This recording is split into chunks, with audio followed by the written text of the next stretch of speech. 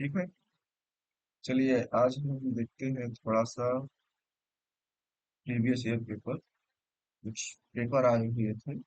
ये आपका है बीएससी फोर्थ सेमेस्टर का पेपर है 2022-23 में जो हुआ था, पिछले साल हुआ था। Quantum mechanics and analytical techniques का है, जिसमें मैक्सिमम मार्क 50 नंबर के दिया गया। ठीक है, 100 क्वेश्चन है। हम देख लेते हैं एक एक करके क्या आया था, कैसे क्या था। तो पहला क्वेश्चन कह रहा है ए compound containing only carbon hydrogen oxygen gives rise to the following intensities for peaks in the region of molecular ion M। तो पूछ रहा है कि उस कंपाउंड की कुछ ये पीक आपको दिखा, यानी कोई आपका मॉलिक्यूल है, इसका मास स्पेक्ट्रोमेट्री किया जा रहा है। जब हम मास स्पेक्ट्रोमेट्री करते हैं तो उस मास स्पेक्ट्रोमेट्री में आपको एम ई एम अपान यानी एम बाई जेड की कुछ वैल्यू दिए गए हैं। एम का है M+1 M+2 का ऐसे दिया गया है। तो आप बताना है मॉलिक्यूलर फार्मूला, मतलब किस मॉलिक्यूलर फार्मूला का ये कंपाउंड होगा। तो कुछ चार ऑप्शन दिए गए, कुछ मॉलिक्यूलर फार्मूला दिए गया है, किसका होगा। तो पहले सबसे पहले हम ये देखेंगे कि एम ई एम अपानी मतलब एम बाई जेड किसका 150 आएगा। तो पहले चेक कर लेते हैं। जैसे इसमें 9 कार्बन है, तो एक कार्बन का होता है 12। तो 9 × 12 हो गया 108।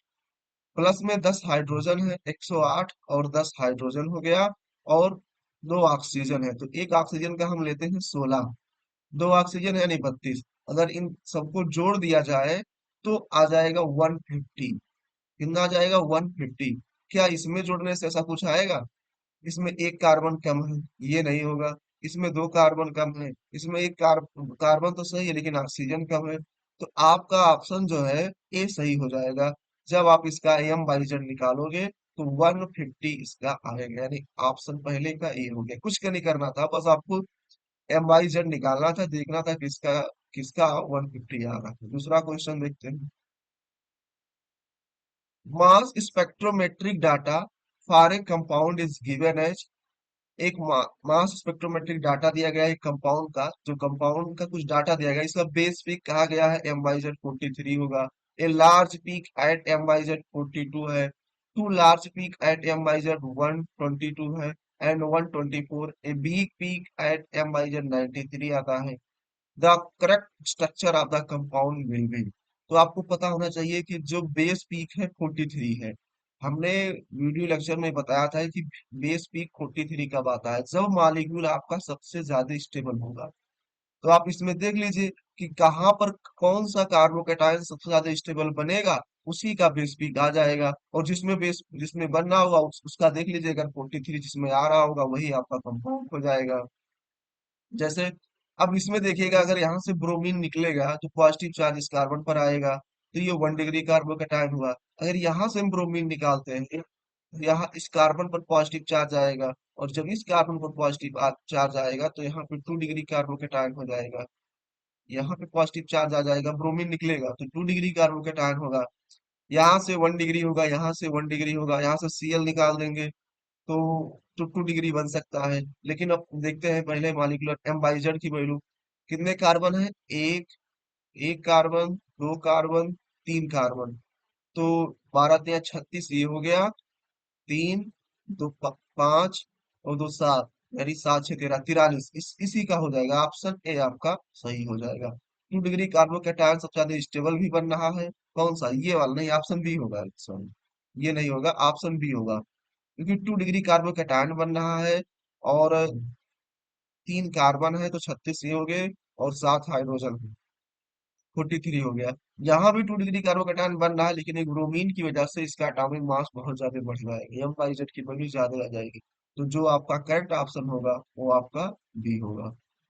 तीसरा कहा गया है in mass spectroscopy ion analyse generally operate at pressure 10⁻⁻⁶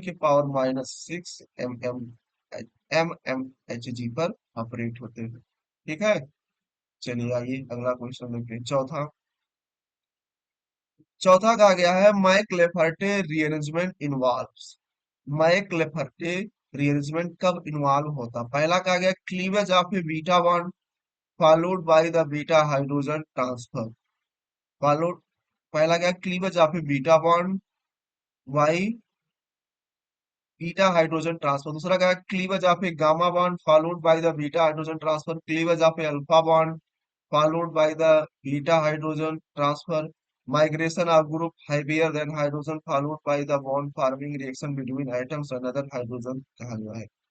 तो इसमें क्या होगा देखो, होता क्या है इसमें, सारे के सारे ऑप्शन गलत दिए गए हैं। इसमें हुआ क्या था कि मैक्लिफर्टी रीअरेंजमेंट में क्लीवेज होता है बीटा बॉन्ड का और माइग्रेशन होता है गामा हाइड्रोजन का। तो इस ऑप्शन देख रहे हैं, cleavage of a beta bond का क्लीवेज हो रहा है, लेकिन यहाँ पर क्या होना चाहिए था, गामा हाइड्रोजन का ट्रांसफर, लेकिन यहाँ मिसप्रिंट हो गया है कि बीटा हो गया है।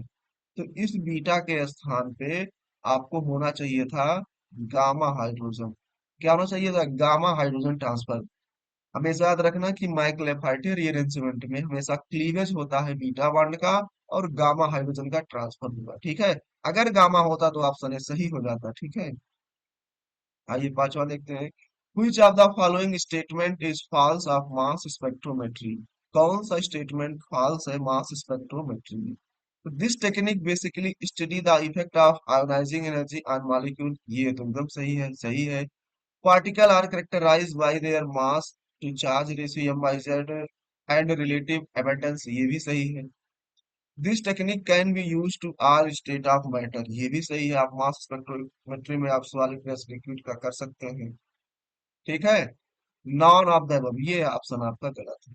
इसमें से सारे के सारे ऑप्शन सही है, कोई ऑप्शन गलत नहीं है। मास स्पेक्ट्रोमेट्री में आप कर सकते हैं भाई, सबका कर सकते हैं। छठवां, who discover the mass spectrometer? Mass spectrometer को किसने डिस्कवर किया था? तो जे थॉमसन ने discover. Mass spectrometers are used to determine which of the following property of sample, concentration of element in sample, relative mass of atoms, composition in sample। इसमें कहना ये चाह रहा है कि मास स्पेक्ट्रोमीटर यूज किया जाता है, यूज किया जाता है determine which of the following, इसके लिए। तो कहा गया रिलेटिव मास ऑफ एटम, किसमें किया जाता है, रिलेटिव मास ऑफ एटम, यानी एम बाई जेड ही देखा जाता है, ठीक है। मास spectrometer separate ions on the basis of which of the following, किसके बेसिस पर मास स्पेक्ट्रोमीटर सेपरेट करता है, एम बाई एम, मास पांच चार्ज रेशियो। वही क्वेश्चन है, घुमा फिरा के पूछ रहा है, बस पूछने का तरीका वही है, बाकी सब चीजें एक ही, ठीक है। अब in mass spectrometer the ion currents are measure using which of the following, कैसे आप मेजर करते हैं, तो इलेक्ट्रोमीटर ट्यूब से, इलेक्ट्रोमीटर ट्यूब से। दसवां कहा गया in which state of matter mass spectroscopy is perform.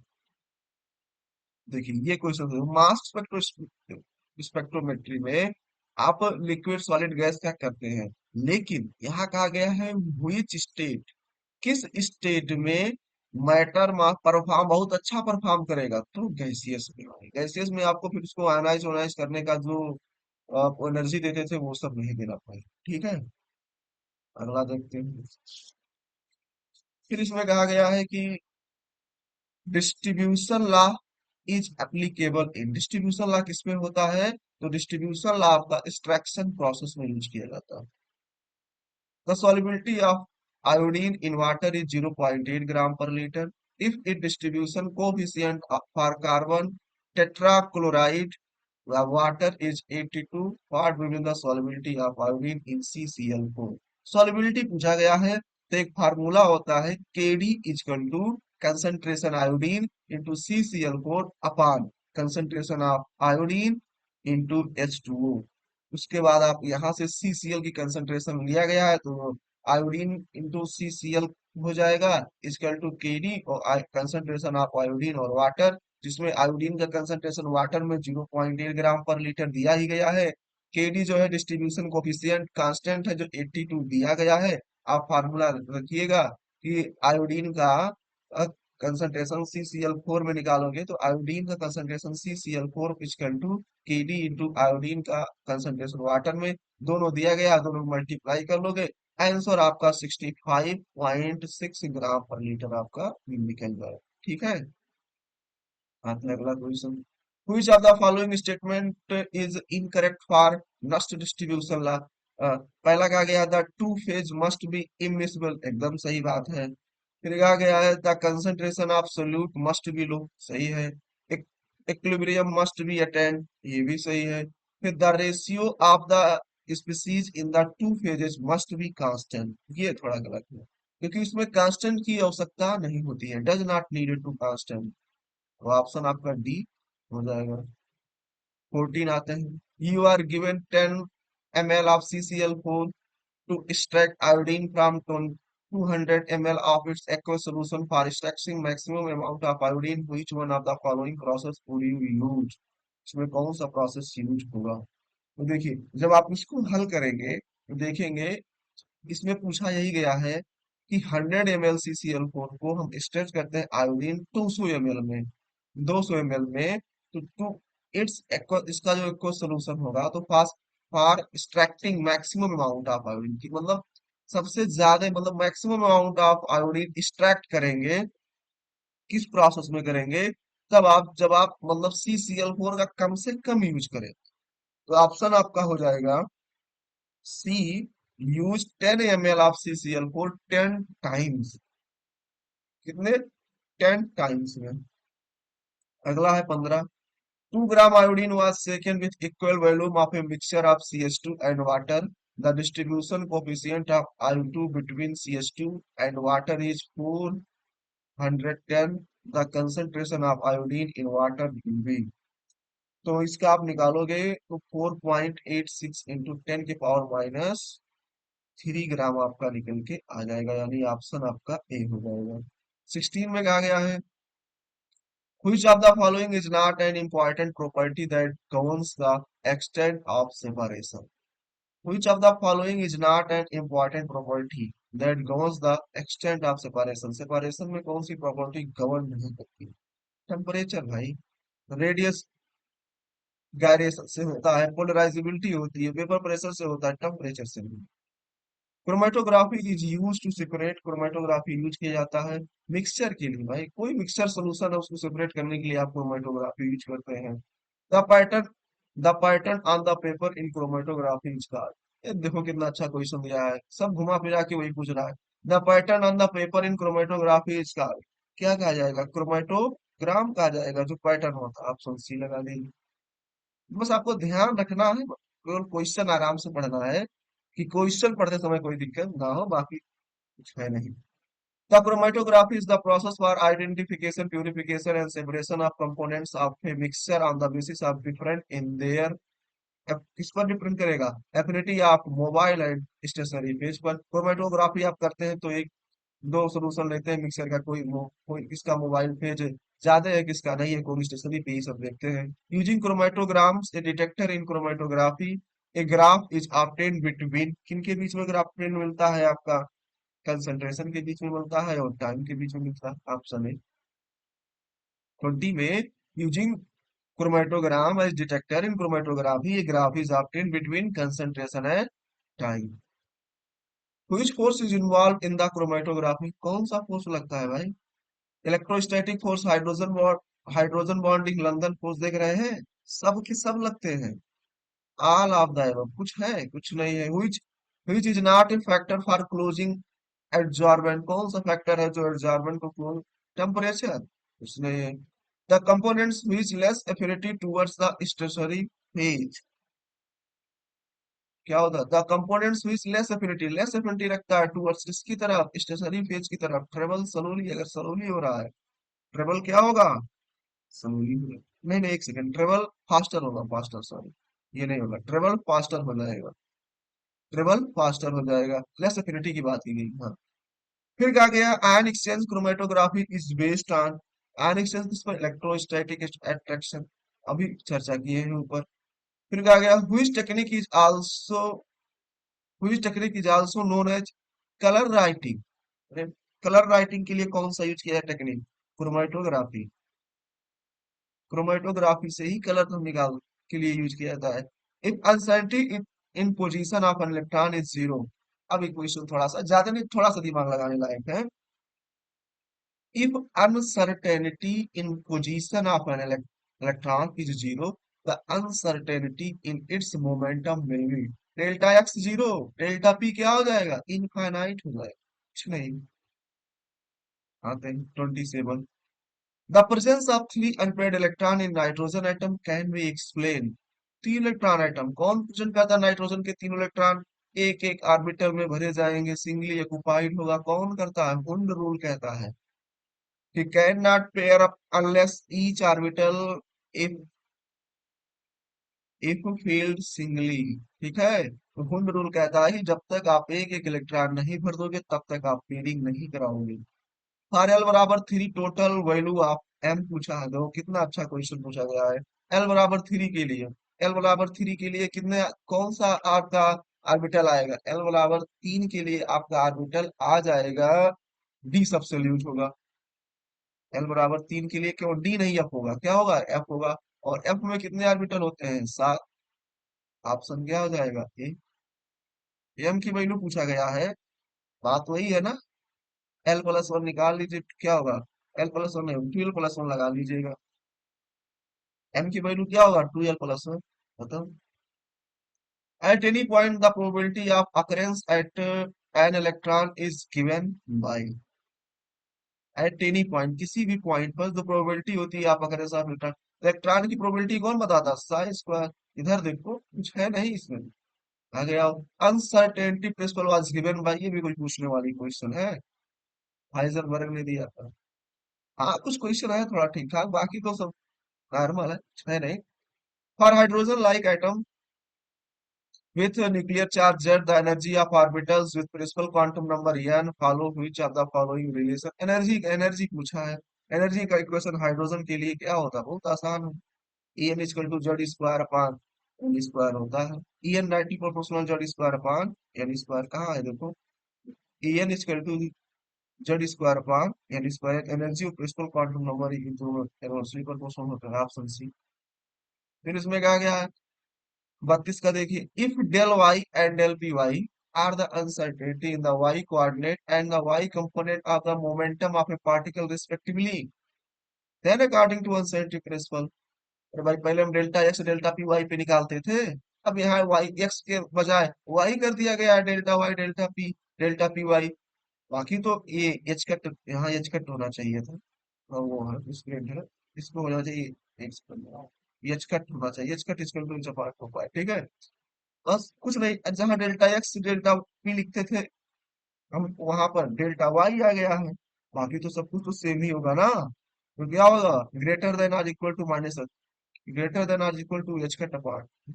Option D सही हो जाएगा, वही फार्मूला है। आइए, the de Broglie wavelength for helium atom travelling at 1000 metre per second, Planck constant दिया गया है, एम दिया गया है, मास दिया गया है, सब कुछ तो दिया गया है। आराम से आपको वेवलेंथ निकालना, क्या निकालना है, वेवलेंथ। तो lambda equal to H upon M V होता है, एच की वैल्यू दिया गया है, एम मास भी दिया गया है, 4 × 1 पॉइंट अपना दिया, वेलोसिटी आप सब कुछ दिया ही तो गया है। क्या करना है, आराम से एम भी दिया गया है, निकाल लीजिए। हल करेंगे तो लेमडा की वैल्यू आ जाएगी 99.7 टू 10 की power minus 12 M. Lambda equal to H upon M V पे रखोगे, आराम से हो जाएगा। फिर 34 में क्या गया था, velocity of electron in the hydrogen atom, the velocity of electron in the hydrogen atom। देखो क्वेश्चन बढ़िया, क्या होगा, the velocity of electron in the hydrogen atom। अगर आपको फार्मूला पता है तो आप आराम से निकाल सकते हैं। फार्मूला क्या होता है, v इक्वल टू, यानी velocity v equal to nh upon 2 pi mr। v equal to nh upon 2 pi M R होता है फार्मूला। और वेलोसिटी किसके पर क्या होगी, increase with increasing principal quantum number, यानी v इक्वल टू nh, यानी n जो है प्रिंसिपल क्वांटम नंबर है, डायरेक्टली प्रोपोर्शनल होगा किसके, वेलोसिटी के v के। यानी अगर इंक्रीज करेगी वेलोसिटी तो प्रिंसिपल क्वांटम नंबर भी इंक्रीज करेगा, खत्म। The number of radial nodes in 3s and 2p orbitals are respectively 35। Radial node निकालना है, formula n minus L minus one निकाल लीजिए, n minus L minus one. तो 3s के लिए निकालोगे 3 माइनस 0 माइनस 1, क्योंकि s के लिए बराबर 0 होता है, कितना आ जाएगा, 2 आ जाएगा। और 2p के लिए निकालोगे 2 - 1 - 1, क्योंकि p के लिए l बराबर 1, l इजकल टू 1 होता है, तो n - l - 1 रखोगे 2 और 0 हो जाएगा, यानी ऑप्शन आपका सी हो जाएगा। 36 लिखते हैं। De Broglie relation of matter, matter में भी दो, कितना प्यारा सा क्वेश्चन है। डी ब्रोगली रिलेशन पूछ रहा है मैटर का, बताओ lambda equal to H upon M B पढ़े हो अभी अभी। एक फार्मूला आप बताएं इसको लेमडा, इस पर एक न्यूमेरिकल भी आया था लेमडा निकालने के लिए। बस खत्म, ऑप्शन सी हो गया। 37 में the spectral line obtain when an electron jump from n equal to 6 to n equal to 2 belongs to. आप अगर पढ़े हो हाइड्रोजन एटॉमिक स्पेक्ट्रा, तो लाइमन बार्मर पासकल सारी श्रेणी होती है, ये बार्मर श्रेणी में आ जाती है। n बराबर 6 से 2 में जा रही है, बार्मर श्रेणी में आ जाएगा। 38 का गया है, which of the following condition is incorrect for well behaved wave function psi। Which of the following condition is incorrect, कौन सा following condition incorrect होगा for well behaved wave function psi के लिए। तो इनकरेक्ट होना चाहिए, तो साई मस्ट बी पॉजिटिव, ये चीज गलत है। साई फाइनाइट हो, सही है। Sai must be continuous function होना चाहिए, सही है। Sai must be single value होना चाहिए, बट जरूरी नहीं साई मस्ट बी पॉजिटिव हो। Option complete. चलिए 39 देखते हैं। Ionization energy of the hydrogen atom in the ground state is 1.6 electron volt. The energy released in electron volt for the third member of Balmer's series। कुछ नहीं करना है। Delta E equal to E final minus E initial निकालोगे तो E2 - E5 आ जाएगा। और energy होता है -13.6 अपान एन स्क्वायर। एन स्क्वायर यानी किसके लिए हो जाएगा, दूसरे के लिए है, यानी 4 हो जाएगा। प्लस में 13 - 13.6 अपान क्या हो जाएगा, एन स्क्वायर। एन किसके लिए, पांचवे के लिए, यानी 25 हो जाएगा। आप वैल्यू रख के सब कुछ निकालोगे, डेल्टा ही निकालना है। डेल्टा ही जब निकालोगे आंसर आ जाएगा 2.856। ऑप्शन आपका डी आ जाएगा। An electron of mass small m is confined to a one-dimensional box of length of small v. If it makes a radiative transition from second excited state to the ground state, the frequency of the photon emitted, frequency होगी photon की, वो emit होगी, किस पर emit होगी। Option आप देखेंगे, D आ जाएगा 2h/8 mv²। आप एनर्जी का फार्मूला निकाल लगा लीजिएगा, En equal to N square H square upon 8 mv²। ठीक है, क्योंकि लेंथ हम लोग यल में यूज करते थे, लेकिन यहाँ बी दिया गया है, तो ml के स्थान पे mv² हो जाएगा। आराम से हल कीजिएगा, एच इसको पूरा कीजिएगा, तो आपका निकल के आ जाएगा, क्या निकल के आ जाएगा, h² अपान 2h/8 mv²। ऑप्शन आपका इसका 40 का डी। ठीक है, 41 देखते हैं क्या। ये लास्ट क्वेश्चन देखेंगे, फिर नेक्स्ट वीडियो में हम कवर करेंगे जो भी बचा होगा। 41 क्या, 41 दिया गया है। An electron travels with a velocity of v meter per second. For a proton to have the same gravity wavelength, the velocity will be approximately। तो एक फार्मूला होता है lambda equal to H upon M D. आप उसको रखोगे तो क्या हो जाएगा, आपका जो प्रोबेबिलिटी होगी वो निकल कर वेलोसिटी की प्रोबेबिलिटी, क्योंकि lambda equal to H upon M V, V है वेलोसिटी, वही पूछा गया है। Velocity will be approximately, velocity पूछा गया, कोई एग्जैक्ट नहीं, अप्रोक्सीमेटली निकलता है। अब निकालोगे तो आपका निकल के आ जाएगा, कितना निकलेगा, कितना रख देंगे, हाँ 80, 140 वी, 1840, 780 आपका सही हो जाएगा, यही आ जाएगा। Lambda equal to H upon M V पे रखोगे, एच प्लांक कांस्टेंट की वैल्यू रखोगे, उसके बाद लेमडा जो, लेमडा की वैल्यू रख दोगे, वेवलेंथ, वो सारी चीज रखोगे, आराम से सब निकल के चलो। ठीक है, फार्मूला वही लगेगा बस। अब अगला, अगला वीडियो, अब जा बाकी जो क्वेश्चन बचे हुए हैं लगभग 59 के करीब में, वो नेक्स्ट वीडियो में हम कवर कर देंगे।